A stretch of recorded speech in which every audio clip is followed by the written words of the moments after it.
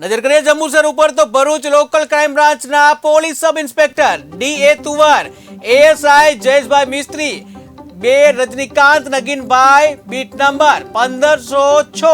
તથા સ્ટાફના માણસો ધૂળેટીના તહેવારને અનુલક્ષીને જંબુસર ડિવિઝનમાં ખાનગી વાહનમાં પેટ્રોલિંગ કરતા હતા અને આ દરમિયાન જે આસિસ્ટન્ટ પોલીસ કોન્સ્ટેબલ શક્તિસિંહ જીલુભાને તેમના બાતમીદારથી બાતમી મળી હતી કે જંબુસર તાલુકાના કાવલી ગામનો ફિરોઝ અહમદ પઠાણ તેની માલિકીની ખુલ્લી જગ્યામાં બનાવેલ પતરાના શેડ નીચે આજુબાજુના ગામોમાંથી માણસો બોલાવી જુગાર રમાડી રહ્યો છે, ત્યારે બાતમીને આધારે લોકલ ક્રાઇમ બ્રાન્ચની ટીમ ગત રાત્રિએ કાવલી ગામે છાપો મારતા પતરાના શેડ નીચે જુગાર રમતા આરોપીઓને રંગે હાથે ઝડપી પાડવામાં આવ્યા હતા, જ્યાં પોલીસે દાવ ઉપર ₹5100,